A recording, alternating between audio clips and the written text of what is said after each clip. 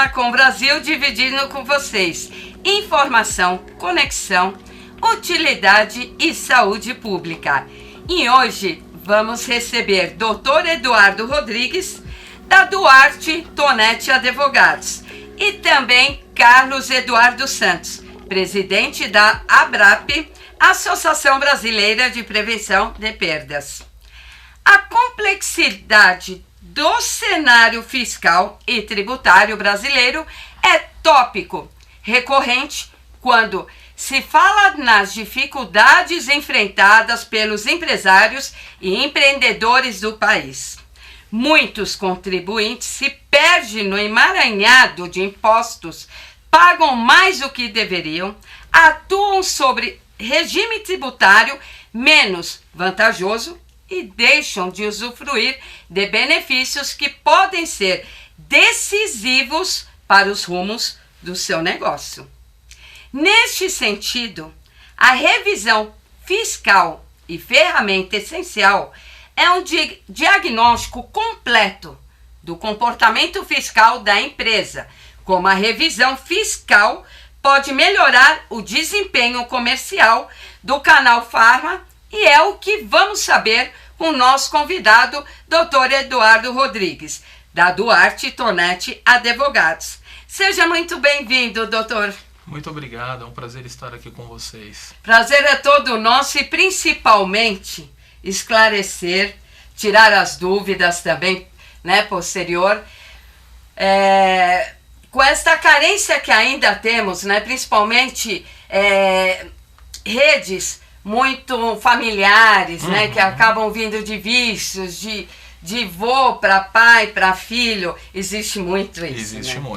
Existe muito. O que acontece, o cenário tributário brasileiro é muito complexo, Então nós temos edição de novas leis basicamente todos os dias. E a complexidade da tributação, para se apurar os tributos, para fazer o recolhimento, então a gente tem uma série de atribuições ao empresário que tornam o dia a dia fiscal muito complexo, muito complicado mesmo para fazer a apuração e não errar, O erro ele pode acontecer para pagar-se menos tributo ou para aumentar a carga tributária, Então o erro acontece das duas formas. Certo. Muito prazer recebê-lo aqui, doutor Eduardo. Agora, se a gente for pensar, o que seria essa revisão fiscal? Todo empresário, todo dono de uma empresa pode pedir revisão fiscal? Ou isso é só quando já está no emaranhado realmente, que ele já está com a corda no pescoço, ele fala, e agora? Não, o ideal é de fazer um trabalho preventivo, Nós temos três possibilidades de regime de apuração tributária no Brasil. O Simples Nacional, que é voltado para as empresas de menor porte, o lucro presumido, que como o próprio nome já diz, existe uma presunção de lucro sobre o faturamento da empresa, e o lucro real, que apura-se o lucro real deduzindo todas as despesas e fazendo as adições necessárias para você chegar no lucro real da empresa. O lucro real ele é adequado às empresas de maior porte ou empresas do regime financeiro, do mercado financeiro. Bancos e instituições financeiras, elas são obrigadas ao lucro real. E nesse sentido, as empresas do Simples Nacional, elas têm uma tributação mais simplificada, dificilmente você vai ter uma situação ali de tributação equivocada, enfim, é muito mais simples para fazer a apuração. As contabilidades têm total condição de fazer a apuração do Simples Nacional sem erro. Mas no lucro presumido e no lucro real a gente já começa a ter uma complexidade maior, voltada principalmente para o ICMS, no caso de empresas comerciais e indústrias, que o tributo estadual ele tem uma regra muito complexa, ele puxa a tributação por tipo de produto. Existem produtos que têm tributação beneficiada, produtos, por exemplo, da cesta básica, medicamentos de uso comum, de uso contínuo, eles têm uma tributação beneficiada de ICMS, e existem produtos também que têm a tributação concentrada na indústria, que é o ICMS substituição tributária. Então eu concentro essa tributação na indústria e todos os entes da cadeia produtiva abaixo da indústria não têm mais essa tributação. tem uma saída zero. Só que isso é complexo porque é pelo tipo de produto. Então eu tenho que fazer a revisão, e muitas vezes um produto ele pode estar na substituição tributária e em algum momento ele sair. Se o empresário não se atenta a isso, ele vai cometer um erro na tributação. E outros dois tributos agora no âmbito federal que impactam diretamente também nessa apuração tributária e podem ocasionar problemas de equívocos aí no recolhimento é o PIS e a COFINS, que são duas contribuições federais que também estão atreladas ao tipo de produto.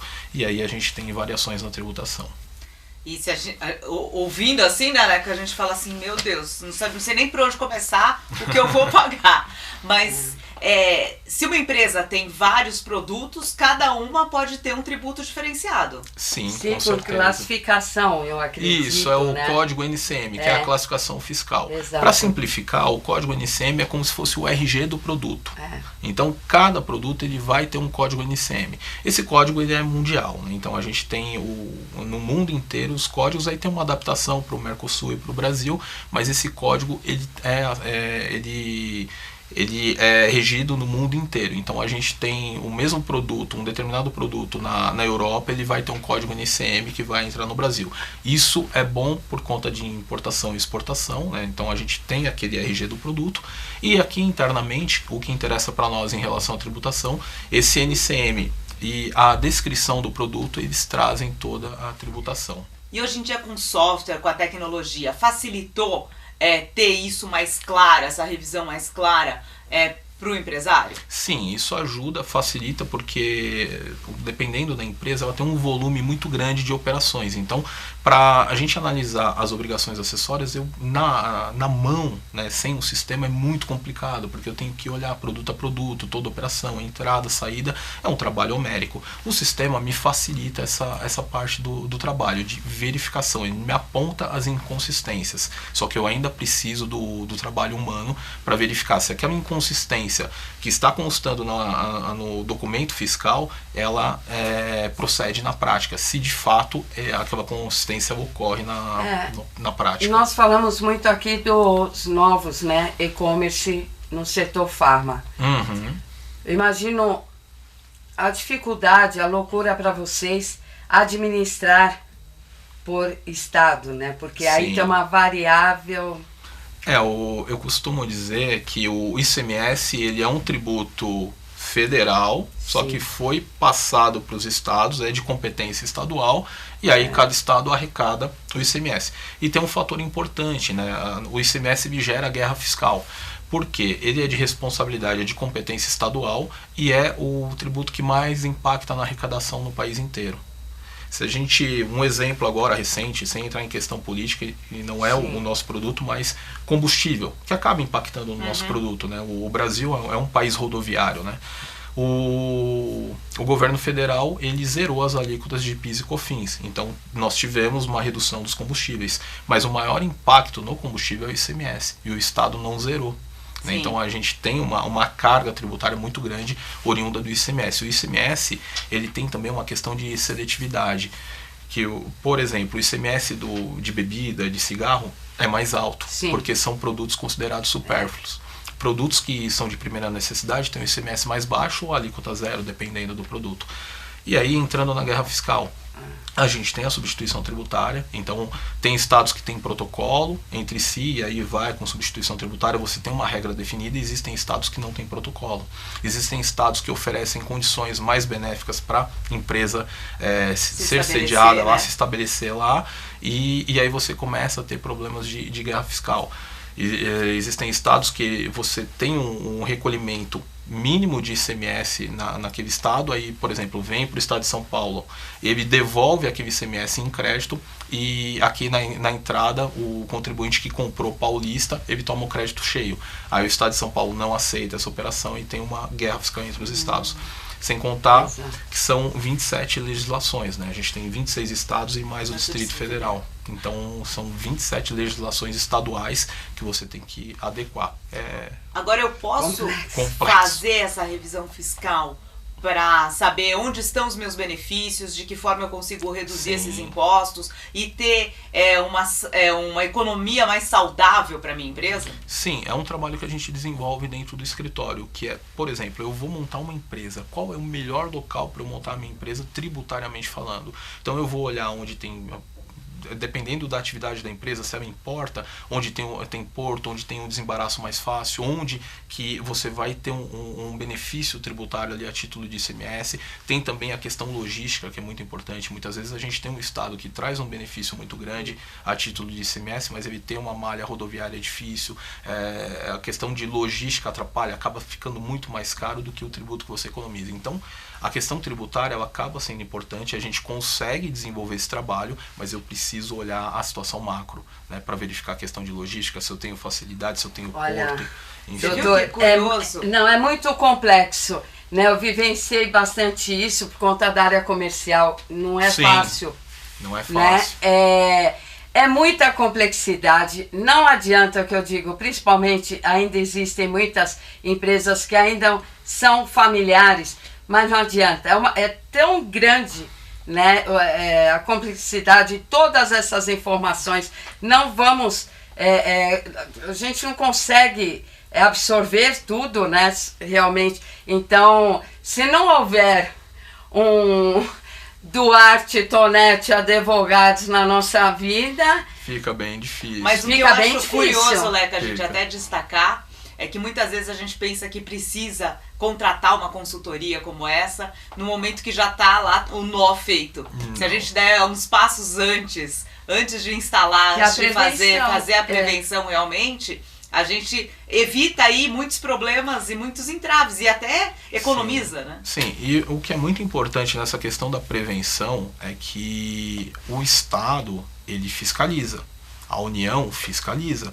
Então, se eu faço errado, ainda que eu não esteja pagando a maior, em algum momento o fisco pode olhar aquela empresa e fiscalizar. E se ele constata uma inconsistência, um erro, por mais eu errei, eu não tive dolo naquela conduta, o fisco ele vai te fiscalizar, vai exigir o tributo, multa podendo chegar a 100% do valor do tributo que deixou de ser pago, mais juros, enfim, é extremamente complicado e mais caro você remediar o problema. Sem contar que, se é uma autuação e o fisco entende que houve sonegação, ele notifica a polícia para apurar crime contra a ordem tributária.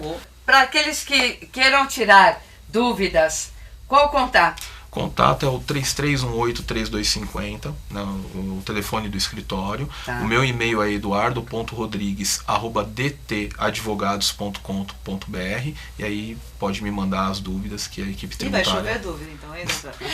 Mas como aqui... Esteja sempre muito bem-vindo. Obrigado. Para sanar as dúvidas, né, Leca? Como a Leca disse, é muito complexo realmente o assunto. A gente pode trazer várias pautas a respeito.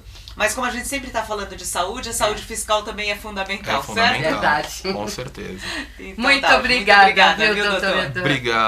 Obrigado. E agora vamos entrar com o quadro Se Liga Varejo, com Silvia Osso. É com você, mestre. Olá, Leca! Hoje a gente quer comentar um pouco no Se Liga Varejo sobre toda a parte de cuidados com prevenção de perdas no varejo e em toda a cadeia produtiva. Nos últimos anos a gente vem tendo um desenvolvimento muito grande de processos e protocolos que ajudam com que a gente tenha cada vez menos perdas, tanto no varejo quanto no processo da cadeia inteira. Lembrem o seguinte, se olhássemos há 7, 8, 10 anos atrás, quantos produtos se perdia dentro do ponto de venda? Ou por vencimento, ou por estragar embalagem, ou porque estarem com embalagens danificadas, etc. e tal. Novas ferramentas foram desenvolvidas, novos protocolos foram feitos e hoje esta prevenção de perdas acaba sendo quase que uma matéria obrigatória para todos nós estudarmos e aprendermos. Sempre tem alguém da indústria nos orientando, sempre tem algum consultor, alguma pessoa orientando sobre como evitar essas perdas. Nos últimos anos fomos aprendendo isso. a compra mais equilibrada através de softwares de valor e que sejam bastante fidedignos. O cadastramento de produtos onde efetivamente a gente já coloca o prazo de validade, de forma que o próprio software nos informe a tempo e hora quantos produtos estarão a vencer nos próximos 6 meses, no próximo tempo e assim por diante.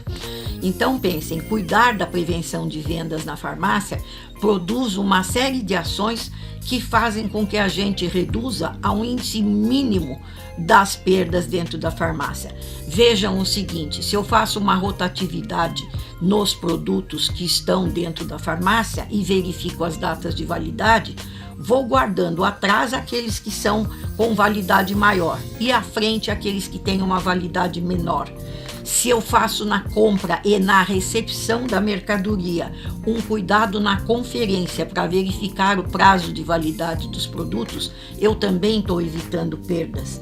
Quando eu cuido para que eles estejam bem arrumados e que os equipamentos sejam suficientemente bons para que eles não caiam, não se estraguem e assim por diante, também estou evitando perdas. Quando eu treino os nossos colaboradores para entender a respeito disso tudo e quanto isto representa num percentual de resultado da farmácia, eu também estou ajudando a preservar vendas. Se você prestar atenção hoje em dia, você vai ver que tanto nos balcões da farmácia, ou às vezes numa ponta de gôndola, existem tanto produtos de higiene e beleza, quanto até medicamentos que estão prestes a vencer e que ajudam com que o consumidor possa os consumir com um valor mais baixo e possa utilizá-los ainda dentro do prazo de validade. Então, ganha o consumidor porque adquire com preços menores, ganha o dono da farmácia porque vende o produto por um valor menor, mas ainda com uma certa produtividade e rentabilidade. Ganha a indústria que não tem um desperdício muito grande, ou seja, todos ganham quando a gente pensa em previsão de perdas de produtos dentro da farmácia. Isso vale para que a gente revise os nossos processos e os nossos protocolos dentro da farmácia. Se a gente cuidar, a redução é bastante grande e todos saem ganhando. Leca, pensa quanto um dono de farmácia economiza hoje quando ele usa os processos corretos para evitar que se tenha perdas na farmácia. É um bom dinheirinho, né? Ajuda às vezes até a fazer uma nova ação de marketing ou de merchandising que faça com que a farmácia seja ainda mais bem vista e mais bem desejada pelo consumidor. Muito obrigada, Silvia. Aliás, que dica, hein? Você varejista. No varejo farmacêutico, a questão vencimento é a grande vilã das perdas. Esse item corresponde a mais de 80% das perdas no setor. Fomentar uma cultura de prevenção de perdas por meio de capacitação profissional, geração de estudos, troca de experiências é o propósito da ABRAP, a Associação Brasileira de Prevenção de Perdas. Como o setor farma pode trabalhar nos processos de gestão, de logística eficiente e abastecimento balanceado. É o que a gente conversa agora com Carlos Eduardo Santos, presidente da ABRAP.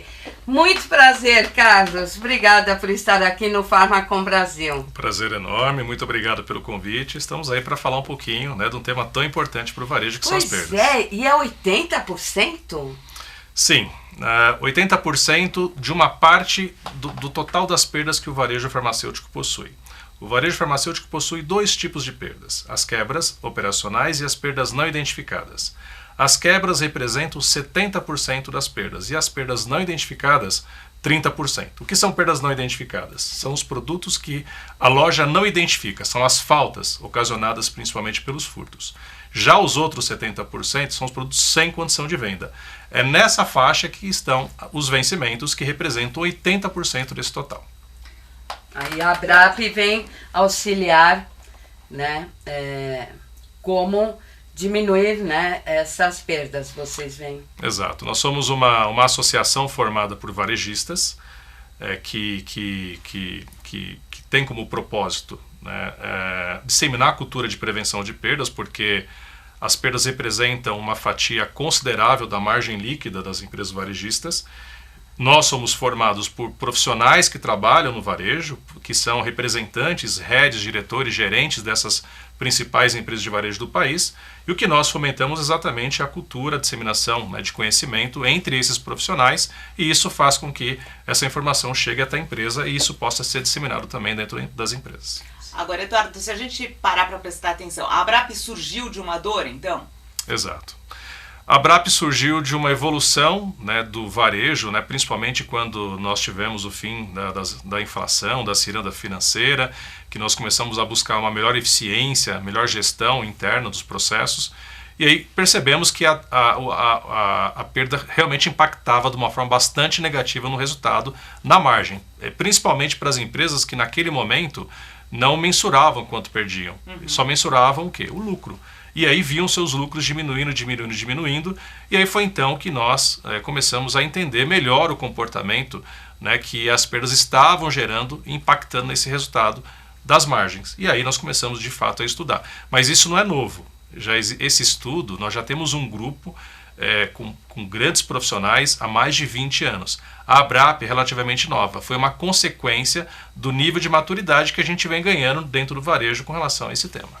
Agora, a dor, ela foi ali localizada, né? Que é a questão realmente da perda, principalmente por conta do vencimento. Mas o que ocasiona chegar a um número significativo como esse? É a falta de qualificação? É a compra em excesso? Onde que vocês conseguiram mapear aí e visualizar o principal problema? Bom, como foi colocado aqui, a questão do vencimento, de fato, é a principal causa de perda dentro do varejo farmacêutico. E aí nós temos, né, várias causas que geram o vencimento, porque o vencimento é o efeito, o vencimento não é a causa que gera a perda, o vencimento é a consequência. Então, compras em excesso, aquilo que você não consegue vender, teoricamente, se você não tiver um processo de redução de margem, né, ou de transferência, caso você faça parte de uma rede de lojas que você consiga movimentar o produto entre as lojas, se não vender, você vai perder, né? A dificuldade... Carlos, me perdoa. Essa compra em excesso, muitas vezes, é decorrente, motivado pelo representante ou pelo vendedor, né, da equipe de vendas da indústria, com falsas promessas de campanha de mídia, que ele tem que estar preparado com estoque, e não cumpre. São as apostas comerciais, né? São as famosas apostas comerciais. A empresa ela tem que estar preparada para fazer uma aposta, porque a aposta ela é inerente de uma decisão. Sim. Só que você precisa ser mais assertivo nas apostas que você, né, toma, né, decisões que você toma dentro da sua empresa. E, de fato, excessos de estoque geram perdas, né? A questão do vencimento também é quando você não faz uma movimentação adequada dos estoques dentro da empresa. Quando você trabalha com centro de distribuição, você não faz o tal do FEFO, que é enviar para as lojas produtos que estão mais próximos do vencimento, respeitando, obviamente, a legislação vigente, né, que trata do tema. E obviamente que as lojas possuem hoje os seus gatilhos, né, os seus controles para evitar que isso aconteça, né, de você ofertar produtos com descontos progressivos na medida da proximidade da data de vencimento dos produtos. Aliás, o setor farmacêutico é o que faz melhor isso. Embora seja um trabalho totalmente manual, é muito comum você estar numa loja e identificar algumas bolinhas coloridas nos medicamentos. Sim. A identificação exatamente de quanto próximo está o produto do vencimento para que o produto seja, né, apresentado para o consumidor. E aí, obviamente, com alguma oportunidade também de compra, desde que ele tenha a condição, né, de consumir o produto, de utilizar o produto dentro do vencimento também, né? A tecnologia ajudou nesse diagnóstico aí da onde estão as perdas? Facilitou também para reduzir essa perda?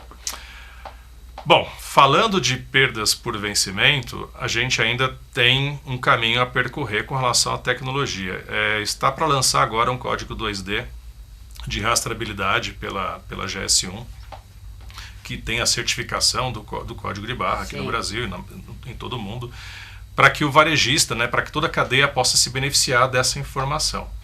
Existem outras tecnologias também que ainda não estão sendo aplicáveis para o setor farmacêutico, que é a questão do RFD, que são as etiquetas inteligentes de identificação por radiofrequência, que permite gravar num chip eletrônico o vencimento, e você consegue, com um coletor de dados, fazer uma leitura a 6 metros do produto e identificar que vencimento você está próximo do vencimento. Né? Exato. Você consegue identificar numa loja, nesse espaço que a gente está aqui dentro do estúdio, mais ou menos em 15 minutos todos os produtos que você tem. A tecnologia permite isso, mas ainda não é uma tecnologia que está sendo adotada para o setor farma. O setor têxtil, né, o setor fashion, já adota esse tipo de tecnologia, né, o setor farma ainda não. Aí nós temos a parte das perdas não identificadas, quando eu falei com vocês inicialmente, que é a questão dos furtos.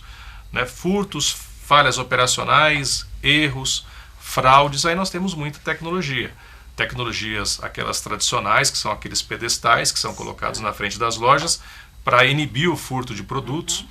Monitoramento através do CFTV, não só para segurança, mas para você monitorar também a operação da loja. Hoje, qualquer gerente gosta de ter a visualização da loja dele no seu smartphone, né? Hoje a tecnologia permite isso.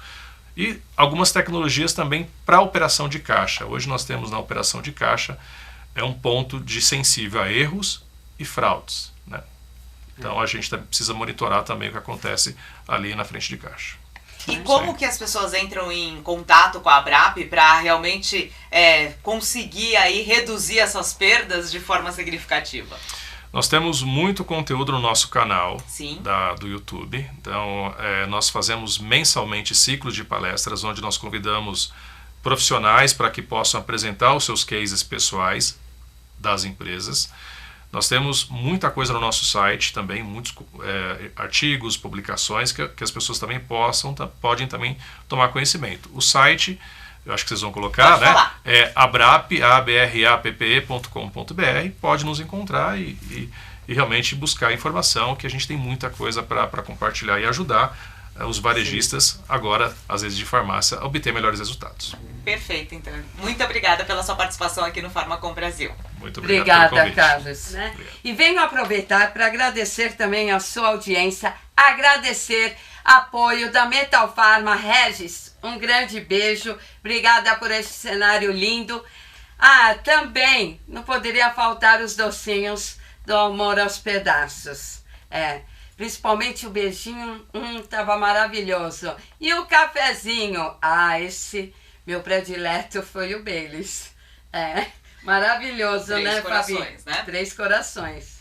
Aproveitando também, quero agradecer o Grupo Core, que a Sandra Tanaka está produzindo esse conteúdo diferenciado aqui para o Farmacom Brasil. E você confere o programa aqui pela Com Brasil toda sexta-feira às 9 horas da noite e também no nosso canal no YouTube, Farmacom Brasil. E todos os dias tem conteúdo exclusivo para você nas nossas redes sociais. É só você nos seguir, @Farmacom Brasil. Até a próxima sexta. Boa noite. Até a próxima. Beijos.